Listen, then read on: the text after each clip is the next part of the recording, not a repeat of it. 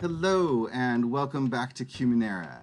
It's a Numenera podcast from the Experience Points Network. We're an all-queer cast. I'm your baby GM Kelrick. My pronouns are he, him. Hooray! I remembered something. Pronouns. Good job, Kelrick. And with me today are my wonderful friends. I'm Jess. My pronouns are she and her, and I play Tiyune. I'm Kenny, and I play Hillian, and my pronouns are he, him. I'm Aaron. I play Rylu, and my pronouns are they, them. Excellent. And I believe we have a recap from our very own Jess. Yes. While investigating the Numenera that transformed the people of Adridwan into strange creatures, we were directed to Daxam's hunting grounds, where we found an unusual tree. The tree turned out to be a portal into a cavern where we found steel spiders. After some fighting, we managed to dispatch them, and we're ready to explore the caverns after getting some steel filaments out of my arm. All right. So, what do? You are in this hallway that has a lot of steel spider webs, which you all luckily have minimal difficulty in seeing now that you are exposed to them. You have one dead spider that Hillian has managed to search, and what did you find on them? Yeah, so Hillian searched the spider, and he found, in my personal notes, a magnetic shield cipher, which is the spinneret from one of the spiders, and it works to repel metal, and a retina from one of the steel spiders that works as a visual displacement device. Oh, those are some pretty cool ciphers. And you rolled really well, so they're really high-level ciphers, actually. So They are. They'll work for hours. To see how that works. And the other two spiders were seriously damaged, and they ran away. So you have no idea where their nest is, if you'll see them again. But you do know that right now, Tiyune was pretty seriously injured. And during this rest, you're healing, but you do still have some of those pesky metal webs injected into your arm. I don't remember. I feel like, was there a check that we did last time? Because I remember asking why we knew anything about these little metal spiders, and we had rolled for it, and I thought I had some sort of information about like how the spiders and maybe the webs, but I don't remember. Is that a thing that happened, or am I like making things up? You had a really good roll about the spiders, and so you remembered a story that someone else had shared. And, Cool. It didn't really say anything about the webs except how to collect them, and so you had spent some of this 10-minute rest that Tiyune and everyone was taking collecting some of the webbing that was along the wall. Cool. Tiyune, are you okay? Is it growing? Are you okay?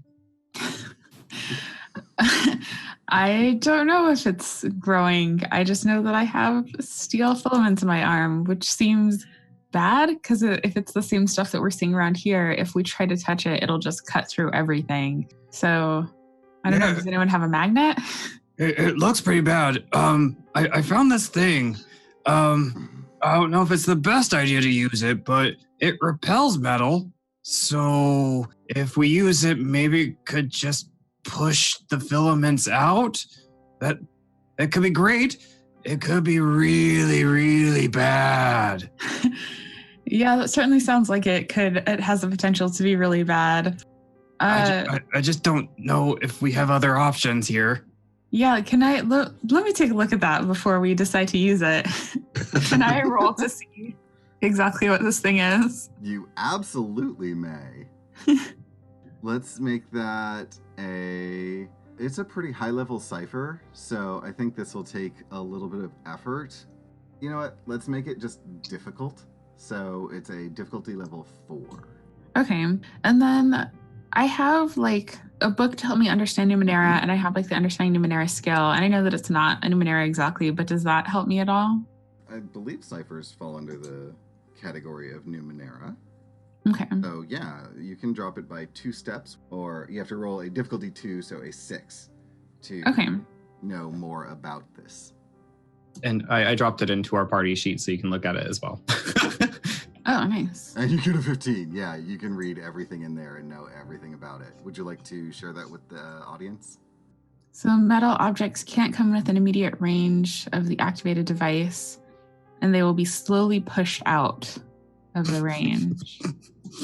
All right, so that's going to be painful. Yeah.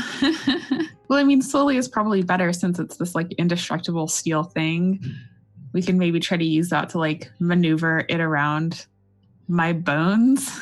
I would be pretty clear that these webs will slice through anything. Like they will cut if you put a steel blade to the webs, the webs will cut the blade unless it is a higher level than the webbing is. So it has to be a level 5 knife or higher. Your bones are not level 5. No.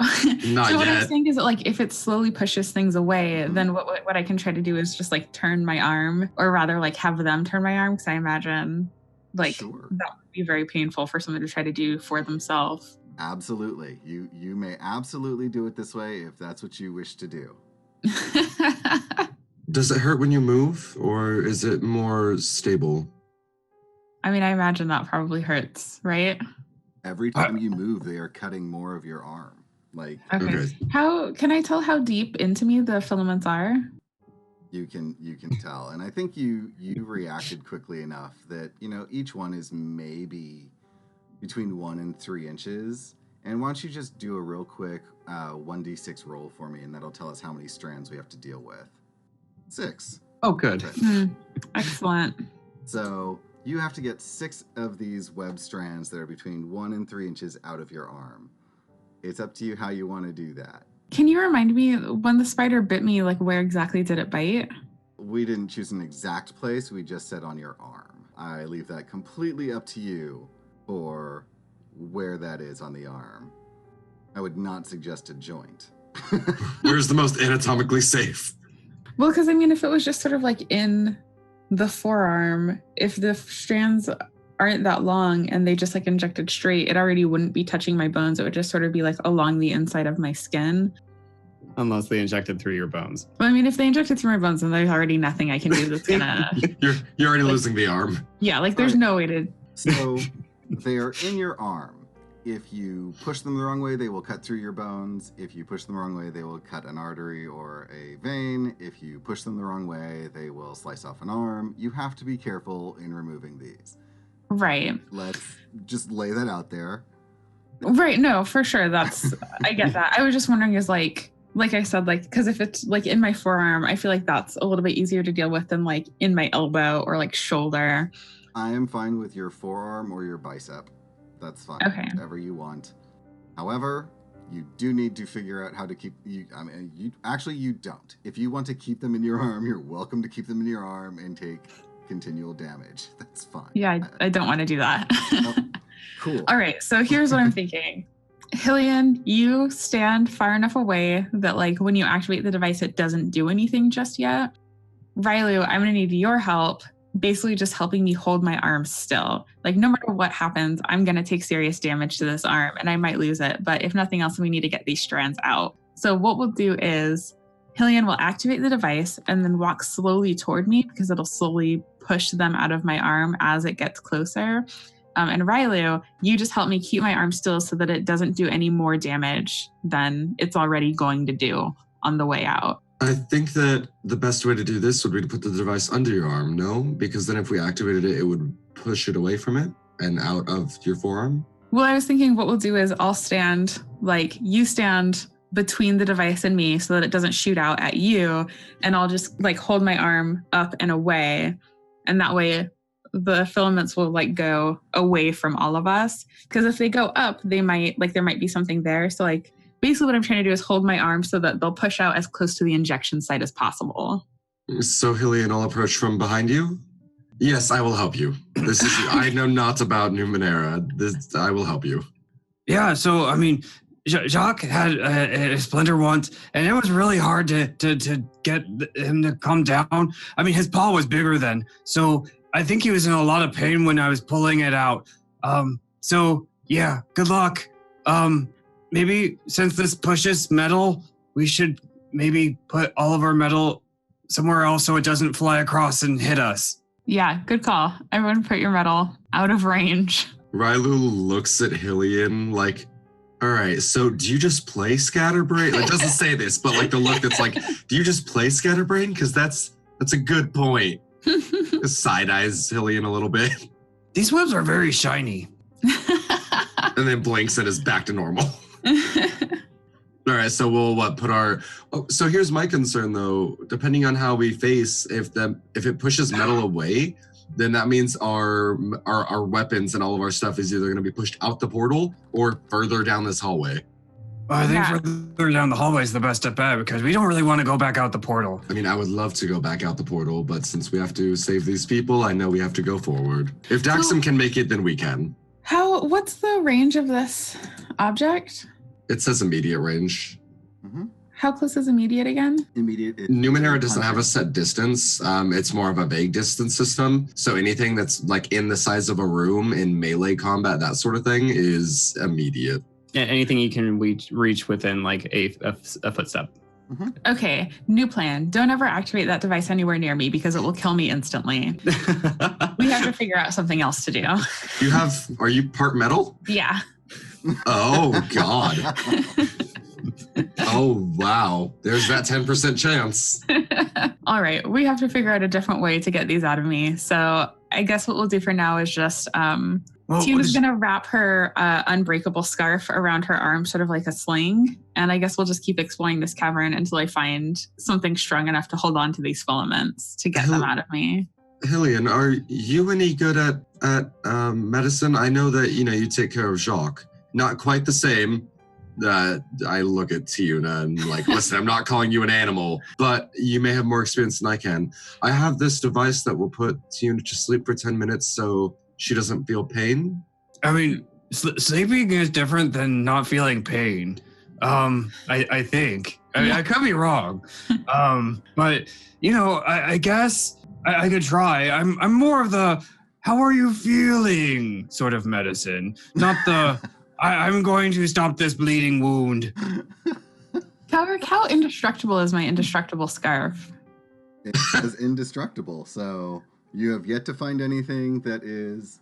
Which one of you two has the more stable hands? 100% me. I careful movement is my thing. Let's try to get one strand out this way. Use the scarf as the glove, basically, and then just like grab a strand and try to pull it out. I can move fast. I think slow and steady is what we need in this case. All right. Well, I mean, I fixed Jacques, but whatever. It's okay. Hey, hello, Jacques.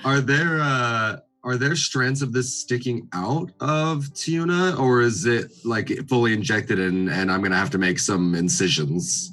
I'm gonna say that they're sticking out because Tiyune was basically able to blast that thing apart once it bit her, and so the spider didn't get to cut them off. Its head exploded. So yeah, perfect. Them. That's fine. Cool.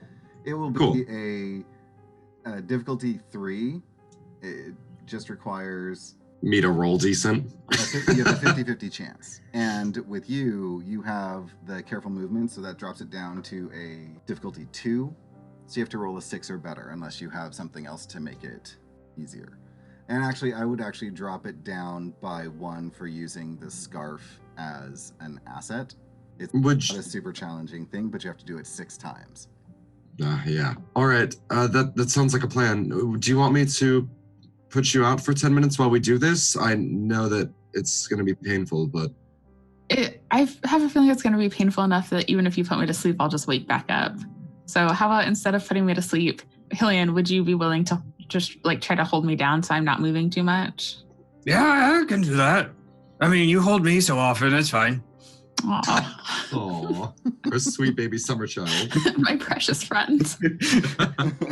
I wanted to go on record that Rylu was just called your friend, so... No, that was Hillian. That I was talking about. There was an S at the end of that, friends, and you can't take it back. It's canon. No, I said my precious friend, singular. I would not mistakenly call Rylu her friend. All right, you want me to throw these rolls down? Yeah. See what type of trouble we get into. These are the most like pastel, soft dice palette I've ever had, and I love it. All right. I got a 12 for one of them, a 6 for the other, and then I got a 1. So that's real exciting. You mean I get another free GM intrusion? You know, honestly, we're never going to get experience because you just get them for free all the time. All right. We're terrible. Do you want me to roll strength checks to make sure I'm holding Tiyune tightly? No, Don't give more opportunities for once. I think you're fine. I'm going to hold on to my GM intrusion for a little while because there's more to come. So I will let you get the 2 out. You do a little extra damage on the third one, enough so that Tiyune has serious doubts about letting you continue because you have just cut her arm up pretty bad with the third one. So that was super painful because it's hard because those webs, I mean, your skin is like tissue paper as far as those webs are concerned. So I feel like Rylu is so young that the idea of this is terrifying. Like, they're really confident in social situations, but you put them in something where they have to like help another person that's not themselves, and they're terrified. So like, I feel you're right about the confidence. Their hand is shaking a little bit at the first couple, and then they're like, all right, I think I have this. And they pull and it just comes out, and they just start like shaking again. They're like, oh my God, I'm sorry, I'm so sorry. So how much damage did I take? 2 points of damage, I think. Okay. You can put it between might or speed. Totally up to you. You can divide it half and half. I don't care. Do you want me to keep going? We're halfway there. You could let Hillian try. It's up to you. I mean, I have pretty good fingers. They're big, but you know. I guess do one more and let's see how I feel. All right. That's an 18. So that'll work. Yeah. And then, I think that's a 17. Cool. So both of those will give you minor effects. You can use those minor effects to mitigate the damage you did with the one. I was thinking for one of them, can I actually use it so where I get a better understanding of these webs? So if it happens again, I'll know how to remove them a little bit better. Absolutely. Sure. Cool. You can absolutely put on your character sheet that you have an asset as far as education for removing steel spider web. Perfect. Bites. Totally cool. Can it go a little bit further to any sort of barb? No. Oh. This is a very specific benefit. Well, it sounds like we're going to be screwed when we meet some mutant hedgehogs. I'll just get an asset again. It's fine. All right. Have we found a way to transport these webs? You did that last time, right? Yeah, I was harvesting them somehow, but I'm going to be honest and say I don't remember how. I think you were weakening the connection points at the walls and digging them out. And I said that you found a way to do it because the walls are a little crumbly. I think that was it. Yeah, I think I was like tearing at the walls a little bit. So were you just like tearing them down so we didn't get hurt, or were you actually harvesting them? Oh, I was harvesting them because I'm a weapons person and these things are perfect for garroting people. Yeah, because these just like little 1 to 3 inch strands would probably come in handy. I mean, it's not so much garroting anymore as it is decapitating. That's actually very true. Mm-hmm. No regulations, clean cuts. Yeah, they're really, really cool. Say this is something that like if I can find a way to create an implant that out of a metal that's strong enough to like hold this, I would love to have this as like a weapon that I like, not one that I would use all the time, but just like be able to shoot out a little strand of this. If you want, that's fine. You can hold on to them and try and collect stuff to do some crafting. That's fine. Yeah. I would give you that. Okay, yeah. I want to try to add some of these to the pile, the harvest that Rylu's already started, so that I can try to figure out a way to implant these later. Put the steel filaments back into my body after you take them out. Is there anything else you want to do in this very narrow hallway that you have been sitting in for about 10 minutes? Definitely get our weapons back. Cool. So you collect your weapons, and as you're walking, why don't all of you give me a perception check and see if you can beat a 15. So a difficulty level 5. If you can drop it by any steps, that's fine. Oh, well, Hillian made it. And Tiyune made it. Ilian's very aware of things. Everyone except Rylu made it, and Shocker. you missed it by one. Like it's close enough. You notice that as you're walking down the hallway, there is this exit off to the right, about 100 feet ahead of you. As you're walking along carefully and making sure that you're harvesting or cutting or doing whatever you're doing to the webs, that some of them are already cut and, just hanging limply off to the sides of the wall. Since you rolled so well, at some point you can actually see one length that was obviously cut, and it makes you think of Williana and the gift that they got from Daxam that you all had looked at. Yeah, this corridor here looks like, maybe that's where Daxam has been through. I think if we're going to go anywhere, we should go through here.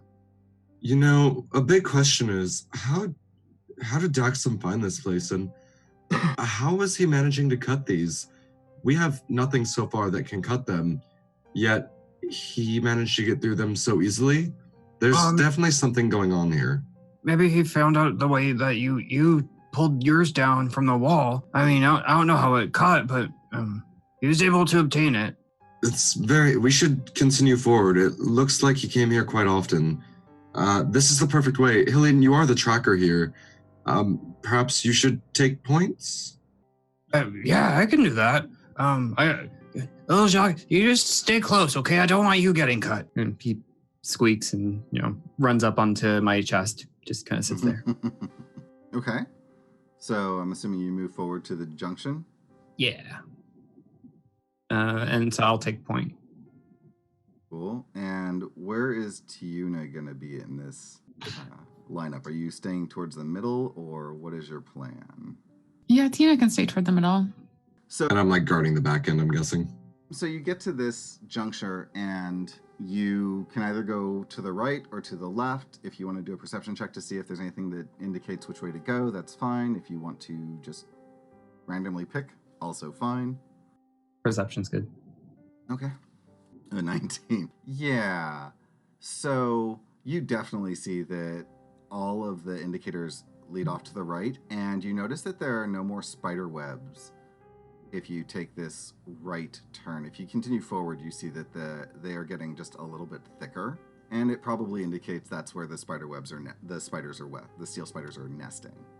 Your call which way you want to go, but Hellion, you also notice that the traffic down this hallway looks like it's more than just one person. Like, it doesn't look like just Daxam was in here, and you can't tell if they were whoever else was in here at the same time, but you can definitely tell someone else has been in this area besides y'all and Daxam. Well, if you look ahead, you can see that the spiders are probably all nested there. I don't know about you all, but I really don't think that we should go there. It doesn't seem safe to me. Agreed. Yeah, I would love to avoid them if we can. There's no reason to repeat that incident. I mean, if anyone has a compelling argument for going forward, I mean, it's fine. We can try, but yeah, let's go towards where other people have been. And it looks like a lot of people have been through here, like a lot. Yeah, that seems like a good place to try to get some of our questions answered. We better keep our weapons ready. We never know what we're going to find here. In places like this, these ruins of the old, with Daxam being down here and what happened to him, it could be dangerous. More dangerous. So the hallway is still illuminated with that green light that you're seeing everywhere. And, I mean, it doesn't impact on your sight very much. It's just kind of, it just puts a weird overlay on stuff. And as you're walking through, you just see that the hallway is kind of labyrinthine and really interesting. Like, there are handholds all along the wall. So, like, if you decided you wanted to climb the wall, you could. It doesn't look like it takes you anywhere. It's just a tube kind of wall. But it's just a really interesting thing that you can see that if you needed to, for whatever reason, you could start. There are handholds all over the place.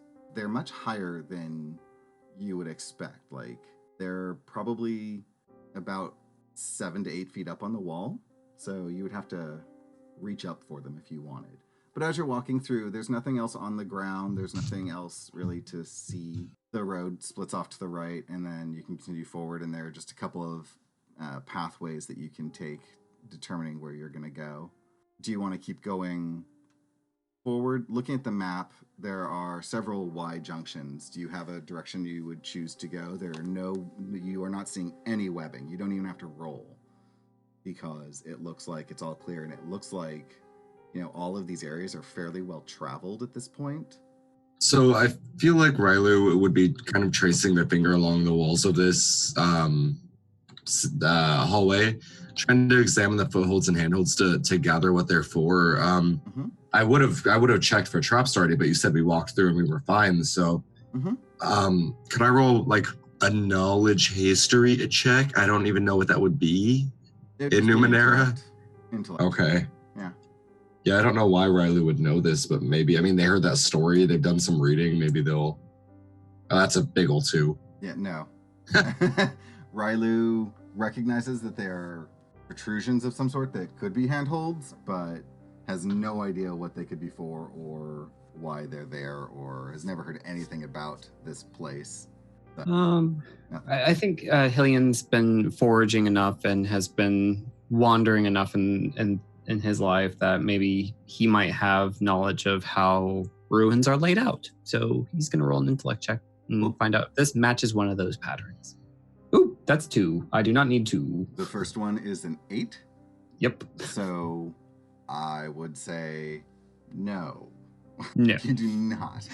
But you are feeling pretty confident that there are no immediate dangers, and that it's pretty obvious that the steel spiders are not something to be afraid of in this area where you currently are.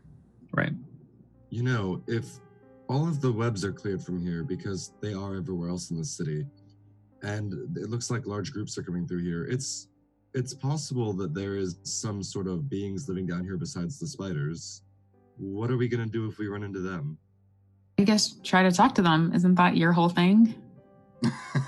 It might be my whole thing, but living in such a Numenera-infested environment could mean that they are not the friendliest of individuals. I mean, I'm still willing to try to talk to them first. Yeah. Attack. I think I have some eggs in my pack I could share with them.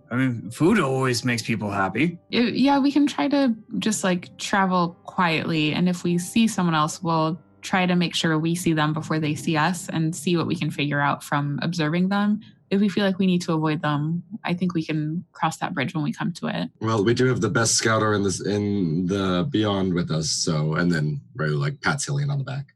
You're always so nice to me, Rylu. Tiyune rolls her eyes super hard, but she makes sure Hillian can't see it. Can't even be nice to my friends with an S. All right, so are you going forward? Are you taking a left? Those are your 2 choices at this point. I think Hillian would probably lead them forward. Okay. Realistically, there's no distinguishing marks either way, and if we can't see the map, I always say stick to a wall anyway. Mm-hmm. Yeah. And, as you go forward, you will come to this break in the road, and it sort of T-junctions off in both directions. You notice to the right that the light seems to indicate it's sort of a dead end, and to the left, it sort of curves around. But you're not certain about that dead end. You just know that the light seems really bright, and you don't see any way forward from where you're standing. Well, I'm the most out of my element here, so... Yeah. Hillian will roll another perception check. Sure. Nat 20. Awesome. So, at the end where the light is, you see... It looks like some weird, maybe, I guess about 3 feet wide, sections of wall sort of bend out and start twisting, sort of like a goat's horn. And you can see, as you move closer, because that's what you're going to be doing with your natural 20, that those handholds and footholds actually sort of connect off to another hallway over to the left. But it's a really weird, it's almost like you're at a kids' fun play place where they have like the things that you can sort of like rock climb over and boulder your way across, but it just seems like a natural progression for this end of the hallway, and it's just brightly lit so people can see the hand and footholds really well. And that's what you're finding over here. All right, well, I guess we climb from here. Climbing. Handle that with her arm damaged. Yeah, I might need some assistance if we're going with climbing. Mm-hmm. So you do notice that it appears that the areas that you've been in that are enclosed are suspended over a pretty far drop. Like if you look over for the bouldering, it's just inky blackness below you where the green light sort of dissipates. Like you cannot see anything down there after the green. And so it's like you're basically on the edge of a cliff with a 3-foot wide twisting bridge with hand and footholds that you have to use to cross over to another platform that has an entryway that's about an 8-foot oval that brings you into another one of the hallways. Where are we? Well, we're in a ruin, you see. I don't know if you remember a little bit way back, but we went through this tree trunk and we saw some steel spiders. And Tiyune managed to kill one of them, and then she got her arm bit. And that's where you pulled out the... Do you remember this? Oh, you sweet summer child. Thank you, Hillian. That was very useful. But now we're at this climbing wall, and you know, I don't want to leave Tiyune here. I really hate going back, but if we have to go back, we have to go back. Is there any way for us to tell if there's another entrance to that other side from where we are? What you can see is, looking at the map, there is a 10-foot climb over to this space. There's the oval entryway, and you can see that there's a hallway off to the right, so you would assume that there's a way to get there from another hallway, and then to the left, you see another what could be hallway or other space that from where you're at, you can just tell that the oval lets you go in 2 directions. You don't really know. You're explorers. What do you do? And just so you know, you all know that Rylu has a healing sword because you were all present when Hillian found it. That's the thing. Riley, can you remind us what the deal with your healing sword is? Well, if you hold it, you press this button on the side, and it'll inject you with a little bit of a healing concoction. And it may or may not run out. I'm not quite sure how many uses it has. But if you need it, then here. And Riley will hand it on over. Well, right now I just have an injured arm, which, like, with some rest, you know, it's not the end of the world. If possible, I'd like to save that for a more life-threatening injury. Like, if we need to, we can try to go find another way to get into this room. It's a 1 on a 1d10. I mean, for it to not work anymore. What's the big deal?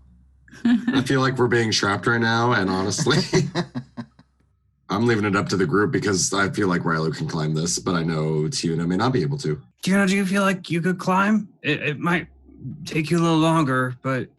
I mean, I feel like I can climb and it will just take me longer, but I also don't know. I mean, sometimes I hear this disembodied voice that just like seems to want me to die, and I don't know how that voice is going to feel. You know, you should talk to somebody about that. I think they call it existential dread. Yeah, existential dread sounds about right. If you want to attempt this, it is a might roll. Which one of you would you say is the better climber? Trained in climbing. Yeah, that would be Riley. Okay. Would you mind if I tie this indestructible scarf around our waist so that if I kind of start to lose my grip a little bit, I mean, it might be long enough for us to tie all 3 of us together and then we can kind of anchor each other, or possibly just use it to pull all of us down to our deaths. Sounds like an idea to kill all of us. Or how about this? So how long does my scarf cover? We have not determined, but I mean, you have used it to literally pull yourself up into a tree. So I'm going to give you a Doctor Who length scarf. Excellent. How about this? How about if you climb across with the scarf like tied to you or just like attached to in some way so you don't drop it with one side of it. And then once you're across and stable, we'll just use that as an anchor for me to climb across after you. But you'll have the scarf to hold on to if I fall. That sounds like a plan. And maybe you can find something to tie it off to on the other side so that it's not anchored just to you. That sounds like a better plan. As we all know, trained, yes. Strongest, not really. Yeah. So maybe both of you should climb over, and that way you'll have Hillion's strength and your thing that you're presumably useful at, and then help me get over. I could be right behind you and just make sure that if you do fall, I could react. I mean, I got quick reflexes. Riley will bat their eyes at Tiyune and go, always nice to know when you're depending on me. I like that idea, Hillian, but I'd rather not risk like dragging you down with me if I fall, which is why I like the idea of you going over first and then like just holding onto the scarf. Tiyune would hate to kill you, Hillian. It'd be a real issue for her. It's true, Hillian. I care so much about you, and I just worry about hurting you. Riley will start climbing. You all are the most thoughtful people. It really touches me. All right, Just wait. One day Hillian's going to be like, Mom and Dad are fighting. It's a difficulty 3. You have to roll a 9 or better. You're trained, so that drops it down to a 6 or better for you. Cool. All right, so I'm trained in climbing. I have nothing else that can help me. Also, make sure that you have like the scarf attached to you. We'll see. Maybe. I don't know. I'm accepting that is the plan. You're going with the plan. It's okay. I'll fashionably flip it over my shoulder. You just have one part of it attached so that I'm holding onto the other side, so we don't have to try to like throw it over this opening. I don't want to die. I will not use my GM intrusion so that when you flip it over, there's a piece of spider webbing still caught on it. Nope. I'm going to do it. I will also use a little bit of effort so I don't die. Because let's be honest, we all know that I could easily roll below a 6 because it's me. All right, so that gives you a 3 as your turn. Yes. All right, let's do it. And you got an 18. Hey. You climb over with dexterity, and you get a minor effect. So what do you want your minor effect to be as far as you're climbing over and you have this scarf? Can there be something on the other side that I can actually anchor this to, so that way Tiyune has like an asset or something to her climb? Absolutely. So I'll climb over, and when I reach the other side, I'll say that there's like maybe a chunk of the wall that's like a little loose or something, and maybe there's a hole in the wall, and so I'll lace the scarf through, and I'll tie it off. Sounds like a plan. Come on over, the water's fine. All right, Hillian, do you want to follow right behind me so you can try to help me if I start to fall? Yeah, I like that plan. That's a good plan. All right. Tiyune will make sure the scarf is just like secured around her so that if she starts to fall, the scarf has her. All right, with the scarf, we'll count that as dropping it down to a difficulty level 2. So you have to roll a 6 or better, but because you're injured, you have to roll twice. Because you're putting a lot of strain on that injured arm. Ooh. 19. You know what? I will say that you did so well, you do not need to roll a second time.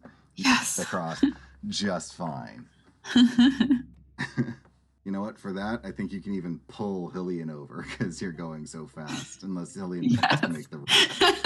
I think Hillian will roll just for, just to make sure they don't get a 1. All right. That's Cool. a 14. Okay, so Nice. I'll make it across. With your 19, what else do you want? You rolled really well. You can have a minor effect as well as not having to roll twice. Wow. For some reason, I was sure I was going to roll very poorly and that I was going to fall to my death. This is all very unexpected. Riley was 100% going to taunt you if you didn't die, but you did have problems. Yeah.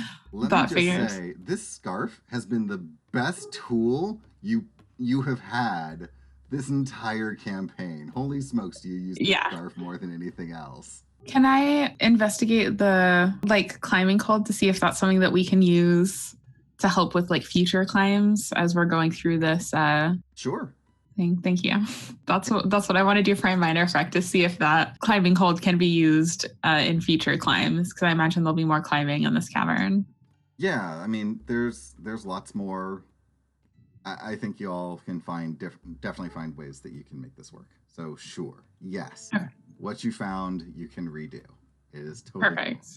cool. All right, so once you get into this hallway, you notice to the left there's a rather large room, and it seems to be in really great shape. There's a lot of just open space, and it's really hard to tell what this was used for, but you do notice that it sort of domes. So it's a rectangular dome shape, and there are hand and footholds all the way up with like little alcoves that something could climb into. But when I say little alcoves, I mean big alcoves. I mean, like they're for something that would at least be 10 feet tall. Like they are huge. And the hand and footholds there are a lot of them, and it looks like they just made it to where you could just climb from one wall all the way across the roof if you could maintain your weight, and down the other side. And there are just little alcoves everywhere that things could climb into. Do you all think the Daxum came this way? I don't know the boy, of course, but it seems that this is for creatures perhaps not unlike the ones that the villagers turned into with multiple hands. I'm concerned that what we're getting into here is a lot more than we expected. I mean, with Numenera, you can always get into more than what you expect. I mean, something that powerful comes from something this strange, I think. Yeah, this seems like a lot, but what say you go check out one of those alcoves up there to see if there's anything to be found in them? I can send little Jacques up there. He likes to climb, and he likes little alcoves, though those are more like palaces to him. You'll never get rid of me that easily, darling. Nobody wants you to go away, Rylu. Oh, of course not. Oh, Rylu's poor little feelers. I have a friend at least. And then someone who uses me. So are you going into the room? Are you going down the hallway? Are you exploring the room? What are you doing? I think we enter the room, it sounded like. Yeah. Okay. Yeah. Going into the room, Hillian will roll a perception check. Will perceive things. Yeah. Not as good as normal, but Yeah, so you find some detritus around the edges, detritus, I'm not sure which is the best way to say it. And it's all stuff that you're like, huh, okay. Like you find a cup that has like 3 handholds and is, for us, would be like a championship trophy sized thing. Like it's large, and this is broken. It's just in pieces. And you find this weird wedge-shaped plate that has a sort of a funnel tip on one corner, and then the other is just a flat plate-like thing, and you're not sure what it would be used for, but you just find all of these little broken things that indicate it could have been like a restaurant meeting, a communal food place. You don't know.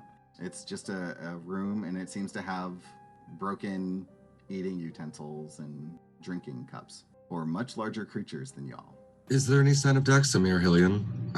Obviously it looks messy, but are we on his path?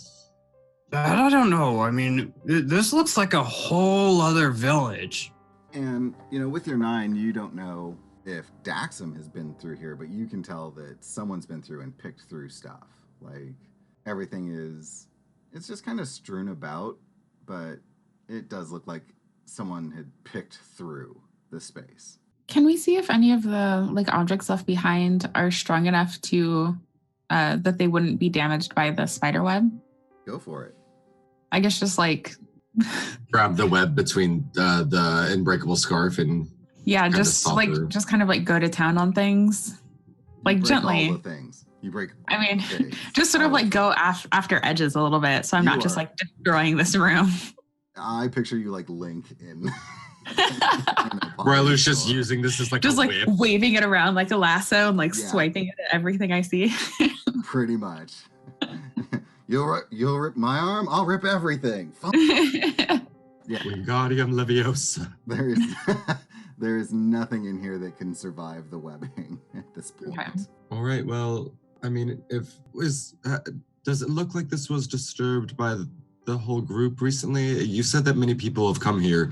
Is that a recent thing, or Does it look like it's been a while since there have been a large amount of people here?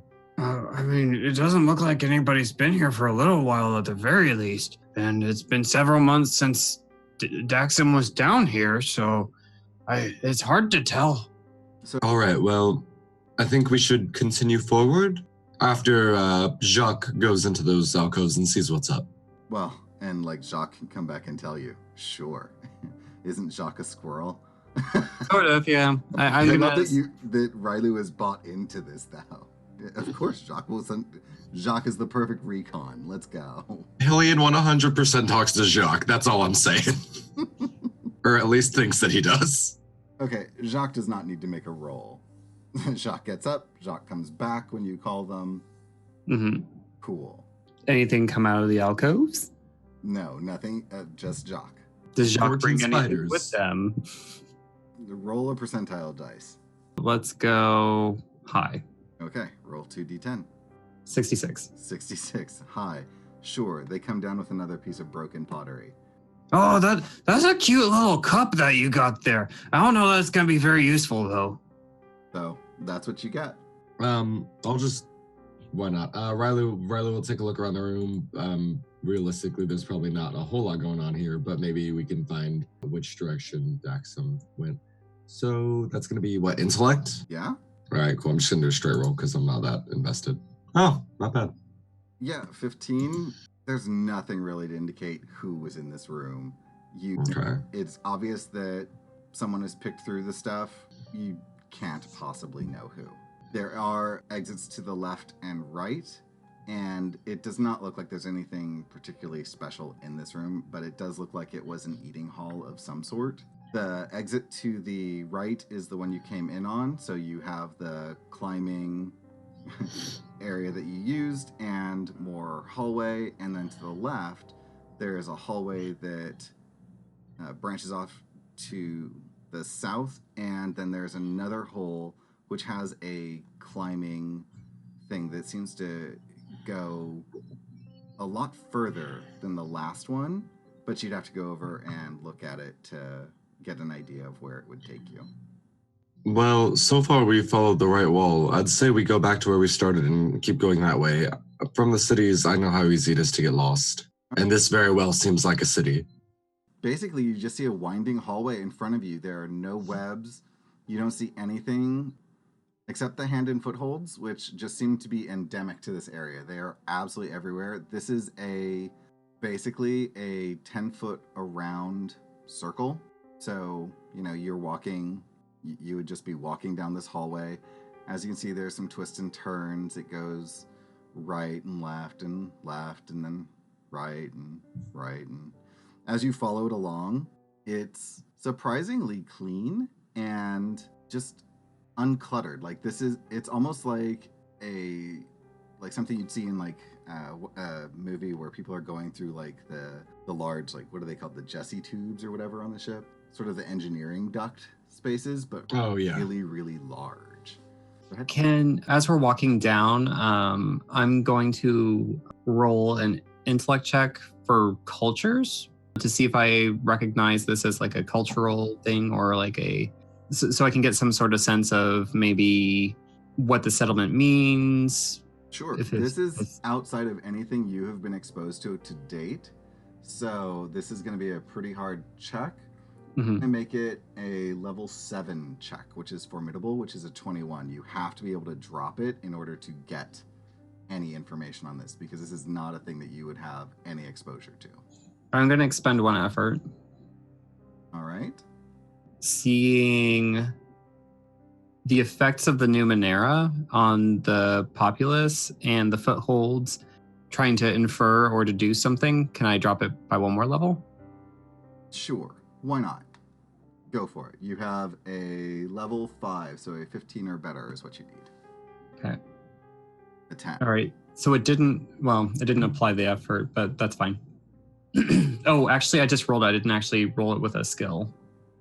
Okay. Well, the skill, I dropped the skills basically just mark what your roll is. You rolled a 10, and we'd already dropped it down to a 15 that you needed to hit. Is that right? Anyway, yeah, you're right. Okay, so as far as you're, I mean, I think you have something niggling in the back of your mind that it makes sense what you're seeing, that this could have something to do with what's happened to the village. You know that Daxam has been in here, but this does seem logical in its way. Does anybody else find it strange that that device waited until Daxam got to the village to go off or to be used? I feel like this seems a lot more intentional than I originally thought. I had figured it was an accident, but if Daxam carried it from here, then it seems significantly more intentional. I don't know that it was intentional on Daxam's part, but it does seem like there's more to this Numenera than we can really claim to understand at this point. I agree. This is a big mystery in general. This is an interesting area to be in. It's not like anything I've ever seen. And as you're going through this hallway, it is becoming very steep. Like, you're actually going to have to start using some of the handholds and footholds to move up, because it's going at not quite a 45-degree angle as you're going through the twists and turns, but it is going, you can tell it is going very high. About how far have we gone? Probably gone a good 120 feet so far, and it is just getting more and more steep. It's either continue going up or turn around and go back to the cafeteria. Well, the only way to find out what's happening here is to go forward. The ancient cafeteria. All right, so as we continue forward, I guess Hillian will roll another perception check as they enter new areas. Sure. Yeah, you're just not finding anything significant as you're going through. It seems like this is just a very steep hallway of some sort. Cool. They'll go around the next bend. Yeah, at the next bend, you see that the light gets a little brighter to the right than to the left, which, is interesting because it is everywhere else it's pretty consistent, but it does seem to be getting brighter as you move forward and to the right. I just think maybe we should continue going towards, wherever we find light. That seems to be the way that it would be good to go. Yes, sticking to the right has worked so far. Yeah, that sounds good to me. Hillian, as you come around this final bend, you see the hallway opens up and it turns into this rectangular space with no walls, but lots of what look like almost rib cage of those spiral climbing portions of the wall, and they each sort of go up into just different seating areas, and there is a circle in the very center of the space that is open all the way up through. So there's like seats around the ribcage, comes up and they're into a circle at the top that has like a 10-foot diameter hole in the center, and there are seats all around that for some crazy tall beings. And then all of those handholds seem to have different areas where beings could hold on to, and it looks like just a really giant meeting space, but it is completely open air except for these rib cage like appendages of climbing walls. Yeah, I think Hillian, as he enters the room, will again roll perception just to see what they can see. Yeah. And being that is interesting, they're going to expend effort. Allow me to say you don't actually need to roll anything just yet. If Okay. you walk in and you want to explore, what you see is through those walls, roughly every 10 feet, you can see the entire city laid out below you in cascading arcs down. So it looks like you're at the highest point of the city, and through all those rib cages, you can see other open air platforms with more rib-like appendages that just sort of are interconnected with more of those sort of open sky bridges and enclosed hallways that just, it spans miles and miles and miles. So you see all of that. In the room you're in, in the center, you see some raised daises. I mean, on this one, and then if you look to if you're facing into the room, so facing south, you can see there's another hallway that looks like it connects to another platform that's probably about 20 feet below the one you're in. And you see more platforms down there that all seem to have, they're not tables per se, they're not consoles, but they seem to be something Numenera based. And both platforms have different things that you can look at, little artifacts. But roughly in these areas that I'm circling, they're about 15 to 20 feet sort of spaces. There are some sort of console or Numenera-based things that you can explore and look at if you would like. So as we walk in, Riley looks around and goes, "This really carks me. I don't like what's going on here. What? This whole civilization is just gone. Whatever these beings were, whether they look like the village or not, something bad happened here." I mean, yeah, lots of civilizations have been wiped out. That's not uncommon. This could have happened recently, or it could have happened centuries, millennia ago. This could have happened at any time. I think the more concerning thing is that it's clear people have been through here recently, because it seems like whoever these people were, they've been long gone, but someone's been in here looking at things, and that I think is the bigger concern. It's kind of our job to search these husks of old civilizations to, help further our own. I don't mean to quote, the book at you, but it's kind of our job. Really. You two may have a job. I'm here by, I'd say, indentured servitude, if anything else. This is not normal for me. I'm back from the city, but like you said, I guess it is more disturbing that Daxam has been here recently, and other people. You said it's not just one. Who else could he have been bringing here? I mean, there were lots of spiders. It could have been spiders. It's also, we don't know for sure that it was Daxam bringing someone else here, because how did he find this place? It could be that someone else, and with all of the stuff here, with as much as, it's been picked over, it could be that it's been Daxam coming in and out of here for a long time, or it could be that someone else has been using this place for a long time, and then Daxam found it. We have no idea what's going on. And there could be other mystery door trees. Who knows? That's very true. Tiyune wants to go to one of the consoles and scan it. Go to it. All right, so you're coming to the first one that is on the southeast side of the main, the topmost building. Mm-hmm. Okay. Go ahead and roll. With my scan ability, it always reveals its level and whatever facts the GM feels are pertinent about the matter and energy in this area. Mm-hmm. So a measure of how powerful, dangerous, or difficult it is. All right, so when you scan, you don't actually have to roll. It's just you get this. Mm-hmm.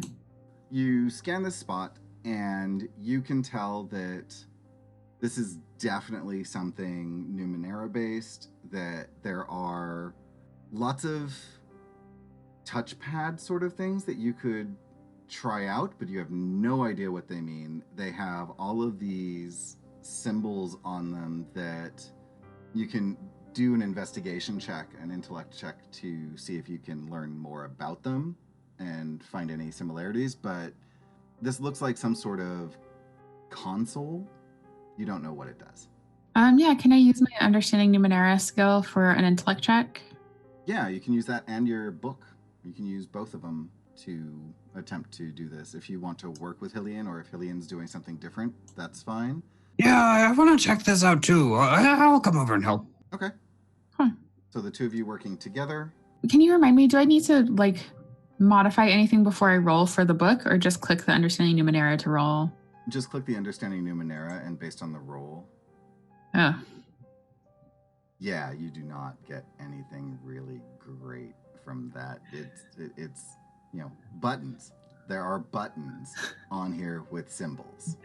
I mean, there's just lots of buttons, but maybe I'll check it out. Not that much better. No, an 8 does not tell you much about the buttons. You do notice that they seem to be in groupings of 3s. You do notice that. And that makes sense since we figured this is the civilization of 3-armed beings. Mhm. Now, I don't know much about all this, but why would they have a device that makes people look like them? Why would this civilization have had such a thing? Is that something either of you have come across before? During my trades, I haven't.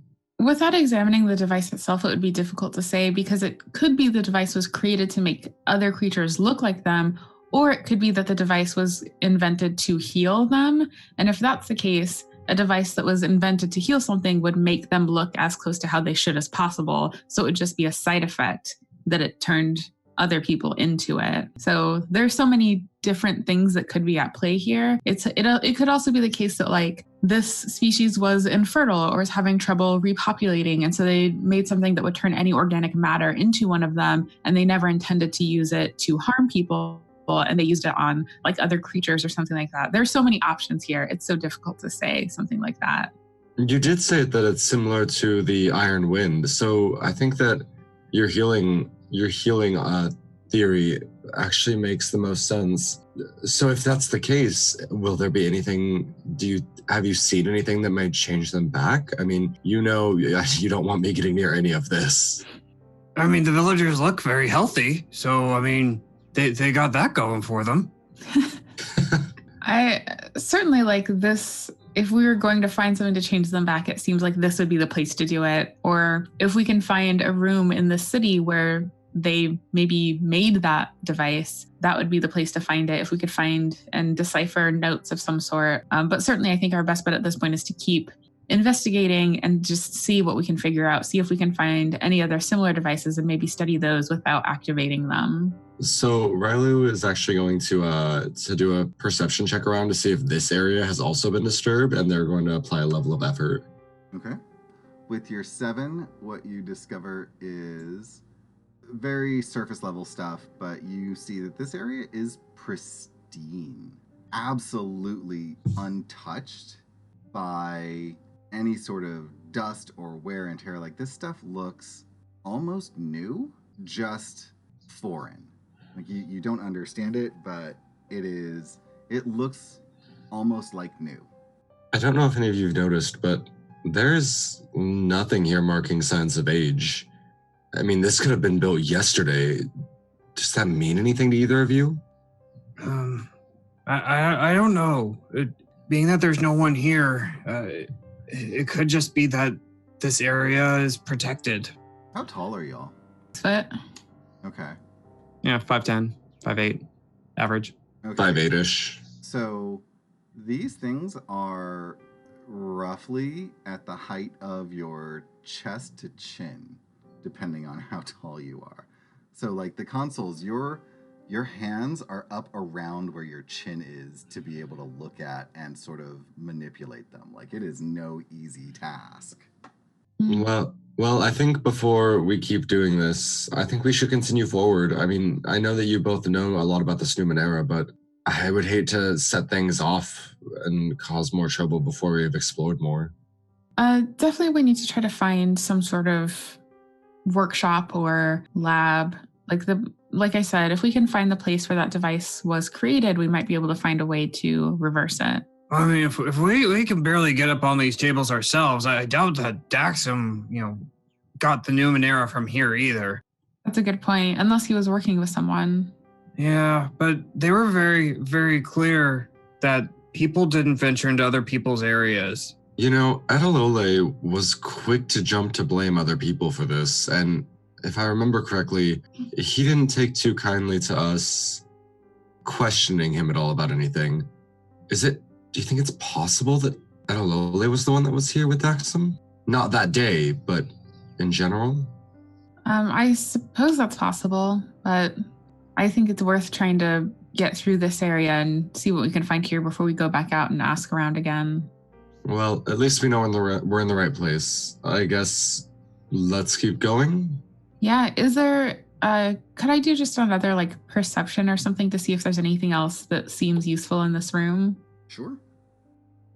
With an 11, looking around, the controls don't appear here to really have anything, but you can see down the 20 feet to the one below you, and looking at it from a different angle from where Hillian was, you can see that 2 of the raised areas could be beds of some sort, or dissection tables, or something.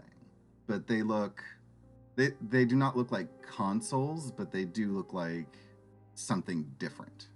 It looks like there's something down on that next platform that maybe we should check out. It could just be beds, but it could also be a lab of some sort.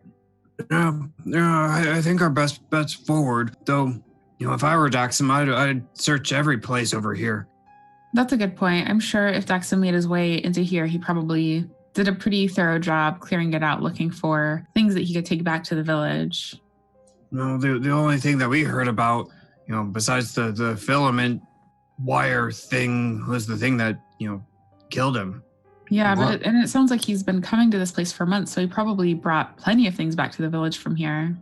That's a interesting thought. Intense thought. Well, he may not have actually found anything else worthwhile. I mean, if you think of it, we really haven't found much here besides the spiders. And I don't know how many of those he had to face down or how he would have, but that may have been the first thing that he found besides the filament. It could be that was the first thing he found, or it could be that he was coming to this place for so long that he cleared out everything useful. Where would he have kept it? It's nothing left at his parents' house.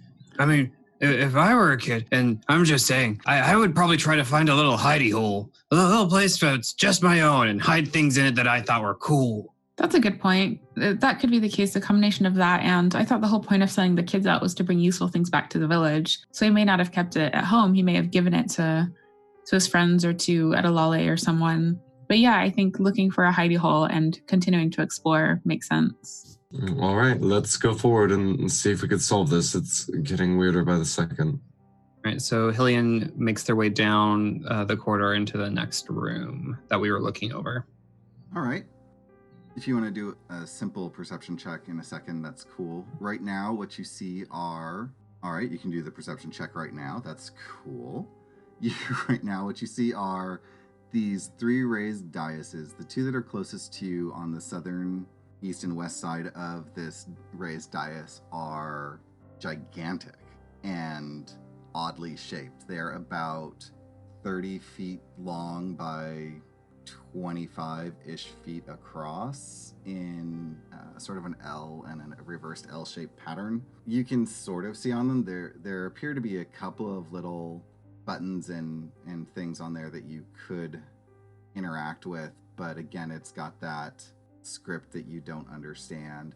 You do see about 60 feet up in the chamber a sort of a ladder or stepping stool thing that's about 5 feet tall that is near the raised dais at the north central area of the room.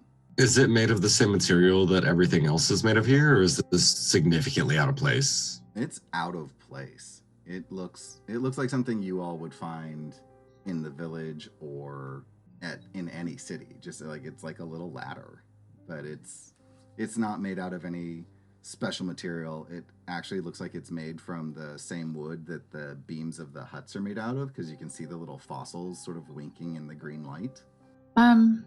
Hey, can one of you help me with this? And Tiyune wants to go get the ladder and try to push it up against the southeastern platform so that she can get a better look at what's on top of it there.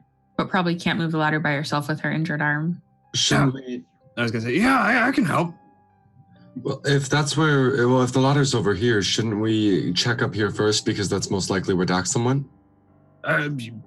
Sure, that's fine. Sure. Do you want to go up there? Sure. and I'll climb on up. All right.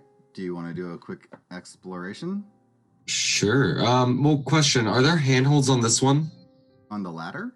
No, on the like on these dioceses, are there handholds? All of them have sort of that rib cage like all of the open dioceses that you're coming up on, daises, have those rib cage like walls that are hand and footholds, crawling all up them. But any of them that have those for walls will enable you to look out over the entire city and see how large it is, where there are open pathways, where there are closed pathways. It basically lets you see the entire area that you were in. But the actual like platforms themselves don't have handholds because they would have been just tall enough, whatever these creatures are. Like these platforms in the center, because you're talking about the rib cages along the walls, right? That like would be quote unquote walls. Yes. But Okay. These are just flat surfaces that they can just walk on. So there's Okay. for a hand or a foothold to be on the flat surface. I think Riley would actually defer and let Tiyune have their way because they're better with this Numenera stuff. So where are you going? I'm following Tiyune and Hillian. It's probably best for Riley not to stray too far in these types of situations. Okay, where is Tiyune and Riley taking the ladder? Where are you going? So yeah, Tiyune will just go for the platform that's closest to where the ladder was originally and just see what's on top of it, see if there's anything up there that looks interesting or useful. Sure, let's get a investigation check. Just intellect. You're exploring Numenera, so you're welcome to use whatever you want to drop the difficulty down. Yeah, I'd like to use my Understanding Numenera skill and my Numenera book. All right, so that'll make it a target number 12. And I guess I'd like to expend some effort because now we're kind of like in it and looking for things. Sure. Well, you hit it. You got a 15 out of the 12 you needed. So yeah, you climb this ladder and you look at the top here and you actually see just a piece of paper that has some of the symbols translated that seem to indicate what would be necessary to operate this machine. On the machine that you're at, you see two basically arms with clamps on the end that are empty. It has a bunch of dials and buttons and stuff, and you can see sort of almost like a recipe for clicking the buttons to do something, but you don't know what it does. And there are a couple of weights holding it down. Why don't you do a very simple Numenera check to see if you know what the weights are? It's a difficulty 6. Perfect. It looks like half of an expended cipher. And if you want to look at it a little bit more closely, I can give you more information. If not, that's fine.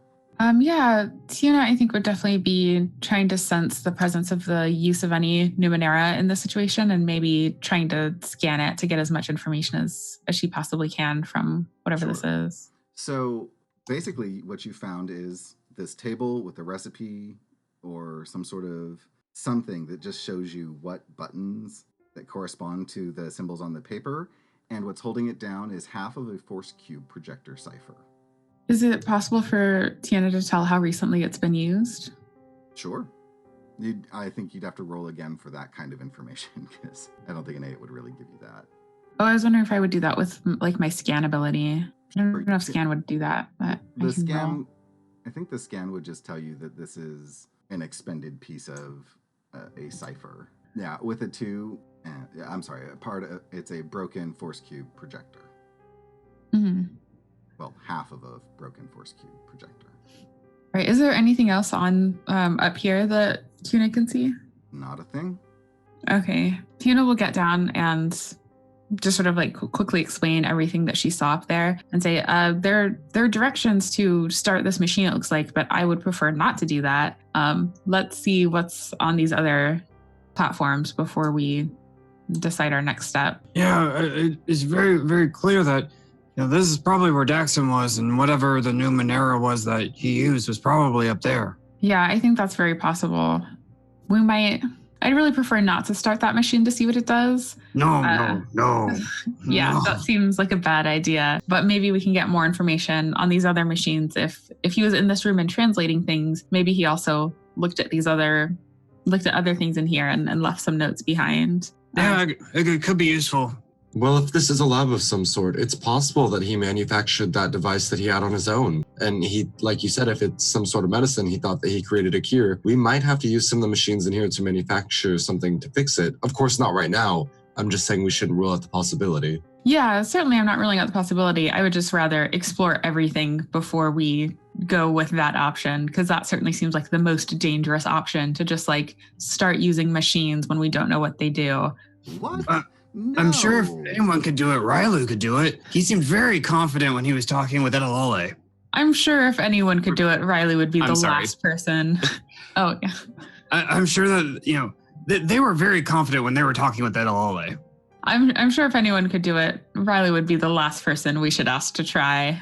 Honestly, I just feel as though my talents are useful elsewhere. Agreed. You're just super talented. I'm so happy that we're together as a team. Honestly, Helene, it's always such a joy to travel with you. So Tiyune will go to the platform at the southeast corner of the room and try to do the same thing, basically, just like get up on the ladder and see what she can see. Sure. Before you do that real quick, did you bring down any of the translation and stuff to show people, or? Oh, yeah, she grabbed the paper but left everything else alone. Okay.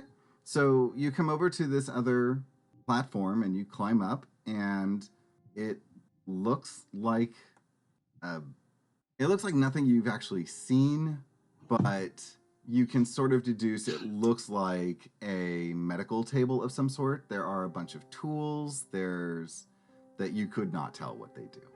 And they are actually attached to the table. Like if you were to try to pick them up, it's like the dentist, suction thing, how it's got the attachment to the compressor or whatever they use. So everything is sort of attached in that way. You could probably find a way to detach them if you wanted to, but nothing really super useful in that regard.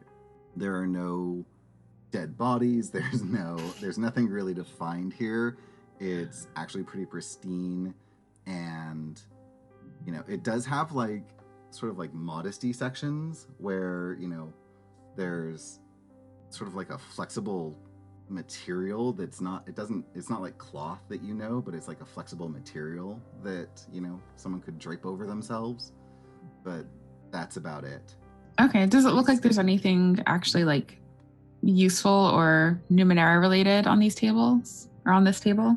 I mean, there are a few buttons that you could activate and see what happens, and I mean, it looks like if you look over to the other one, they look like mirror images of each other, basically.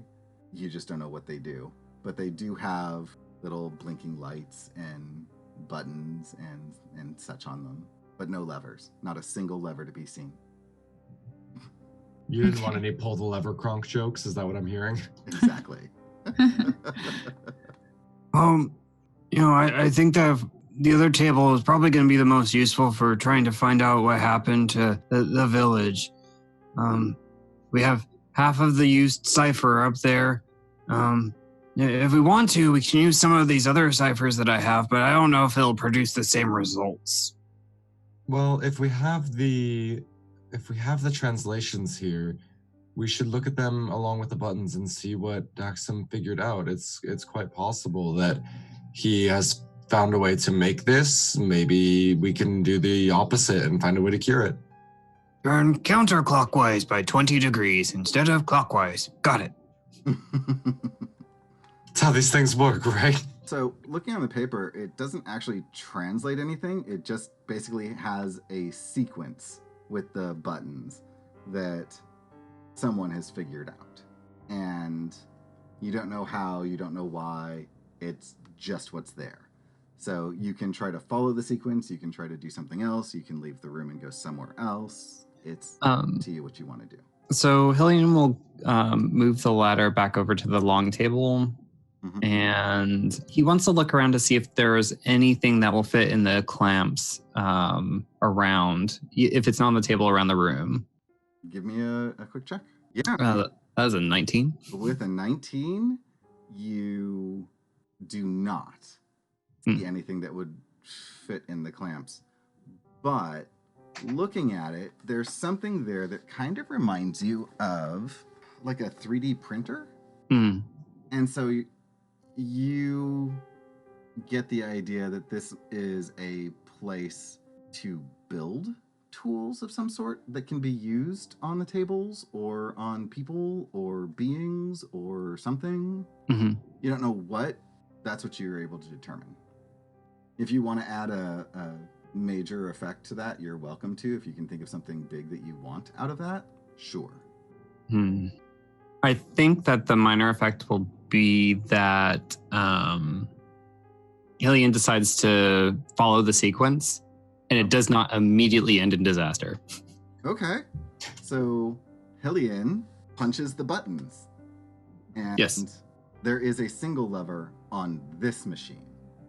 And Hillian pulls the lever, and the two arms start moving. They sort of come together, and a light appears between them, and they start glowing really, really brightly. The light remains present and grows brighter as they move further and further apart.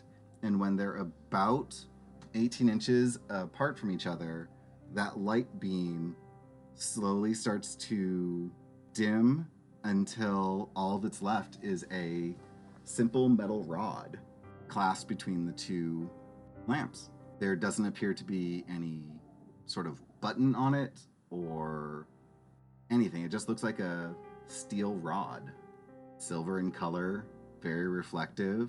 It's not radiating any heat, but it's right there. Tiyune wants to examine it without touching it. Just try to figure out if it's basically what it is. This is going to be a difficulty 7. So your target number is 21. And it is a piece of Numenera. So you can use your book to drop it down to an 18. Hillian's helping. Okay. So that would drop it down to a 15. Riley was going, that looks a lot like the rod-shaped thing that Daxam had. Don't touch it. Being very useful. Using our deductive skills and the stories that we've heard from Daxam, can we also add that knowledge to give us an asset? Says Hillian in the middle of this weird city. Well, are you going to use any other assets, Jess? I want to expend a point of effort on it. Okay, so you're allowed 2 assets, so I would give you that as an asset then, because Tiyune's book also counts as an asset. Okay. So that knocks it down to 12, and you're expending effort, which knocks it down to 9. And you rolled a 7. So as far as you know, it's a rod. It does sound like what Daxam brought, but all you can tell is that it is definitely created by a piece of Numenera of some sort. And with my sense magic ability, can I tell if it's like active or anything? You can tell that it is charged. It almost feels like when you stick your hands into your bag of batteries and you can sort of, feel the charges on the batteries that you carry. It almost feels like that. Well, if that is a piece of Numenera, I mean, most of the time, you know as well as I do, that they don't activate on their own. We should be able to move that off to the side and perhaps try to generate something else. If this is what Daxam created, we probably want to try something that's not this. Numenera usually don't activate on their own, but if there's no buttons or anything on it, we don't know if touching it will activate it. Well, then use your scarf. I mean, Daxam was able to get it back to the village without it activating. I'll do it. There's so many factors with Numenera. I mean, if you think about it, maybe it was just delayed. Maybe he triggered the activation on his way out of the forest and it just decided to go off after a certain amount of time. We really don't know. Well, so then we take it and we throw it off the edge. I'm surprised that you're so willing to touch this thing, that you're so willing to move it at all. Well, what's the other option? I mean, if it's going to stay in that rod, we know that this is the thing that created the Numenera piece that Daxam brought back to the village, so it has to be the solution, right? I am so happy that you're willing to help. You are such the best team member ever. Here, come on up here. I love it because I imagine Rylu and Tiyune like staring daggers at each other, and Hillian's just like, "Y'all are great. I love you." So do you climb up? I mean, is there room? I feel like are all 3 of us up there? Oh, Tiyune's happy to get out of your way if you want to move it. It's a big ass table. Yeah, I mean, if there's room, I'll climb up, and as long as I can have that scarf, I'm gonna grab the device. Okay, sure. I would like for you to hold for one moment. Cool. Okay, so with the 71, you think you have created a Numenera that will cure the village, but you don't know how to operate it. That's, that is what, picking it up, you feel like, you know what, this may actually be the cure. Looks like a medical bay. It looks like it created something pretty straightforward, and you know what? Maybe just doing it a second time fixes it. Who knows? I want to hear this as a speech. I want a speech from Rylu about how confident that they are about how this is going to heal the village. Me too. So you all know that I'm not great with these Numenera devices, but I have seen a lot pass between my parents in my parents' shop. For some reason, and I feel like this can only be explained by the fact that it is a Numenera device, the minute I picked this up, I had this feeling that this can actually solve the issue. Now, I don't know if this is because of the Numenera device or the environment or what it is, but I'm pretty certain this is it. I know it looks just like the others and I don't know how to use it, but as anxious as I am around these things, the fact that I am this sure that this is the right thing makes me know that it's true. Okay. I'm willing to let you go up to the village to try this thing and see if it cures them. However, one thing we should keep in mind before we even try to figure out how to set this thing off is that when Daxam used the Numenera that turned these people this way, he disappeared. And we have no idea if the opposite would happen if we tried to activate the cure, or if the same would happen if we tried to activate the cure. We don't know if whoever uses it would also disappear. We also don't know if maybe this is what the exact same thing that Daxa made. And like our theories from earlier, if it seemed like it would cure people of things, and it cured them by making them into these other creatures. So all of these things I think we should keep in mind. We can always just take this back to Edalale and explain what's happening and let them decide. Those are just my concerns that I wanted to share, that we should keep in mind is that whoever uses this thing might be in the same danger that Daxam was. I'm moved by Rylu's confidence. I mean, I believe anything that he believes is true. And this, they have a lot of confidence on, and I feel like this could be it, y'all. This could be the thing that we need. Though there is a lot of Numenera here, and maybe we should explore a bit more. I'm going to use my GM intrusion at this point, and as Hillian is talking about that, I am going to say that they gesture towards Rylu a little emphatically, and accidentally hit that half of a cipher that was left up, the force cube cipher, and it rolls over and it lands on one of the buttons. And when it does, another Numenera starts to be created. You have no idea what it is, and that is starting to happen immediately. And it is a little brighter than the last one, and you see a flickering light on the platform that's 20 feet above you. All right, so I don't know what that is, but that flickering light does not make me feel good. Perhaps we should move. I mean, you don't have to tell me twice. Tiyune starts to run out of the room. We're going to book it, I think, back to the place that we were. Back to where we were? Well, because I feel like, shouldn't we go press the flickering thing in the other room? Or go check out what it is at least? Well, is it coming from the other platform, or is it coming from the ceiling? It's coming from the platform that's 20 feet above you that you just came from. So the room you're running back into is the room where the flickering is. Yeah, I feel like we got to go check that out. Oh. I feel like that, exactly. I feel like I should run away from it. Yeah, same. That is away from what? Run away from the. You want to run away from the flickering, whatever it is, whatever just yes. The two are connected. We need to figure out why. There's no saying about cats, and I just feel like there's a lot of danger over there. But I don't know how much time we have. What's a cat? I feel like as a group we got to decide, because Rylu's not realistically going to run off without you two in a Numenera field. Numenera is getting larger. It is probably about the same size as the rod, and it's still growing, and the light is intense. Okay, so if Rylu chooses to make a rousing speech to convince us to go to the light, Hillian will join because that is Hillian's connection to Rylu. However, it's against his better judgment. That is all I will say on the matter. Yeah, I feel like I'm not going to make a rousing speech because Rylu's scared as hell about Numenera. They're really just like, all right, so those two things. What's up? Roll a percentage dice and give me high or low. Me? Mm-hmm. Okay, low, because that's how I roll. 35. You rolled low, so you're not going to just blindly panic and run. You have your mental faculties. You can make up your mind on which way you're going to go. It seems like those two are connected, and I don't think that they would create anything dangerous in their own home. That might be some sort of failsafe, but if you two think we should run, we need to run now. That's what I'll say. Because, again, I'm not making decisions about Numenera as Rylu. Aaron wants to hang around because Aaron loves interesting shit, but Rylu does not like it. Hillian glances at Tiyune. Hillian, stay close to me. Let's go figure this out. Okay. So where are you all going? To the big room with the blinking light. Okay.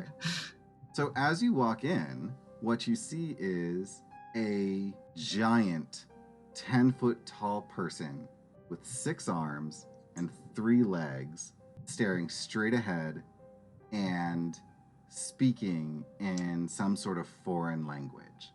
You have no idea what's being said, and when you look at them, you see that they have the variegated scales that you've seen on everyone at the Edredwan village, but theirs are really patchy and just missing in several places. They appear very earnest and very sad. So can either of you understand this? Do you think there's like an auto-translate mode? So immediately Hillian is touched by their sadness, and they step forward and they start trying to approach with caution, but approach humbly and with care with their either emotional support and consoling. I'm not sure which. Okay. Tiyune is going to reach into her pocket and pull out a small metal disc and attach it to the one of the metal protrusions sticking out of her temple, and use her comprehension graft, which lets her understand any language. Okay. So this is a cipher you have? Yeah. All right. So let's see. What level is this cipher? That is an awesome cipher. I did not know that was even a thing. Right. So it's a cipher. That's So right. I need you to roll a 1d6 plus 1. Nice. 6. So with a 6, this will last for 30 minutes. And it says that the creature can understand the words of a specific language keyed to the graft. If the creature could already understand language, it has no effects once the graft attaches. It's permanent. So this device no longer counts against the number of ciphers that you have. Okay. Oh, wow. Okay, so when applied to a creature's head, the disc immediately unleashes microfilaments that enter the brain. So tell us what this feels like when you do this. What exactly is happening to you right now? Honestly, Tiyune barely even registers the feeling because she has so many, like she's a nano sorcerer, and like part of that has been things that like probably are not very apparent on her because she tries to keep them hidden because she knows other people find these things off-putting. But she has several like metal protrusions pretty much all over her body. The most obvious are she has 2 on her right temple. But then she also has them everywhere on her body because she's been modifying herself with machinery for basically her entire lifetime. So she attaches it to one of the things on her inner temple and then just sort of like blinks for a second, almost like a quick brain freeze, and then it's like nothing. Okay. My understanding of the comprehension graft is you can understand the words of a specific language keyed to the graft. So I'm going to say that yes, the graft basically lets you learn this ancient language of whatever sort. And slowly the gibberish starts to make sense to you, and you start to get words. Over the next 5-ish minutes. You learn that this is someone presenting to a council, offering a solution to what is obviously a disease that has affected the whole community, and the loss of scales, and they talk about the attrition of birth rate and all of those kinds of things you've come to expect from, years of sci-fi exposure. So can Tiyune tell from like looking at this that this is some sort of like hologram? With your scan ability, absolutely. Okay. Absolutely. This is a record that was triggered by whatever button was pushed. Hillian knocked over the force cube half. Okay. And so this person is just basically on repeat. It's a very short segment. It's maybe about a minute long, where they give you the information that this place is a research space that they have where they are trying to find a cure, and they are in essence dying. It talks about realigning creatures using nanos, but that's about all you really get. Now, is this the source of the blinking, or is there like a button blinking somewhere? So I didn't say blinking. I said that there is a flickering light up ahead. Oh, and what okay. it was the movement of the hologram as it's moving. You could see the flickering of that light up here. You know, when you were 20 feet below, you couldn't actually tell what it was. Gotcha. So when you get up here, it's this hologram that is talking. I wish I had known you'd had the comprehension graft. I did not remember that. I need to look through your inventory better. How's the light source from 20 feet below now? Well, it's still really bright. You'd actually have to look down to see. Yeah, Hillian kind of peers over the side. Okay, so Riley you grabs see the back of their coat. it is still building whatever it's building, and it is bigger than the other thing you crafted. It seems to be almost like a dome-shaped protrusion. You don't know what it's covering, but it's sort of, you can tell that it's almost like a semicircle over the top that is turning into something. Does Tiyune tell us about what the video is saying? Yeah, Tiyune relays what's happening, and then with now that she has the comprehension graft attached, is there anything in this room that she can translate? I think the comprehension graft is for speech, not for writing. Okay. Yeah, so I don't think it lets you translate anything more. It just gives you a bit of an understanding of what you're looking at, and you can see, I mean, if you look at this creature, you can tell that, I mean, it's significantly taller, it has twice as many arms and the same number of legs as the individuals in the village who were transformed. So the button that was pressed on the machine downstairs, it caused another Numenera to be built and started this hologram? Apparently. Okay, then I guess we should go back down to that machine and see if we can like either cancel that process out or see if we can cause any other holograms to start. Well, that might also be the cure. If this is linked to the hologram, this might be what this individual thought was the cure for their disease. Well, right, like I said earlier, it could be that like the thing that is the cure for this species will turn anyone else into them. So, but definitely like whatever is being built down there, we need to make sure it's not going to like keep growing and destroy everything. Yes, we can go back down. One thing I did want to say from earlier, though, is that you mentioned telling Edalole. I think Edalole is the last person that should know about this place. From what you told us about your interaction with him, he is power hungry, and this would give him more power than he should ever have. Oh, yeah, I wasn't saying tell Edalole about this place. I was saying tell Edalole that we thought that rod might be the cure. All right, well, if you two want to go back down, I think we should. And on that note, we are out of time for today. Thank you so much for joining us. This has been a really, really interesting episode. I love how all of you think. It's definitely keeping me on my toes as to what we're going to do. Awesome. I'm Kelrick. I'm your GM and producer for this show. You can find me on Twitter at EQ Points and at Cormelon.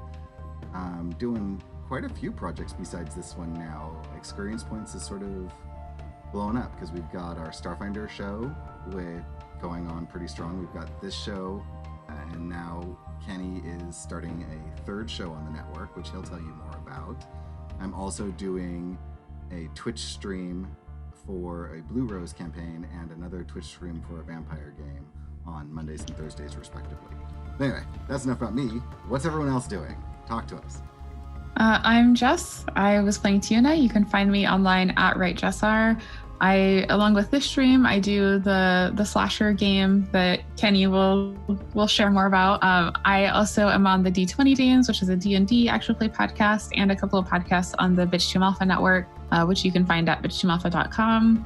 And then I was also a guest on the first 4 episodes of Tales from the Mists, which is a Twitch show streamed on the D&D channel, which you can check out Friday evenings. I am Kenny. You can find me on Twitter at PunderDrone. I play Absco Cash on EQ Point Starfinder. And as well as being on this show, I have launched Pun Times, which is going to be a monthly stream on our Twitch channel at twitch.tv/experience points. The first show that we're doing is a game called Slasher, which is based off of the Fate core system, where Jess is our killer and I'm the director, and we are playing in a horror slasher flick that involves a lot of creepy dolls, apparently. Kelric is going to be playing on that, as well as a lot of amazing other folk.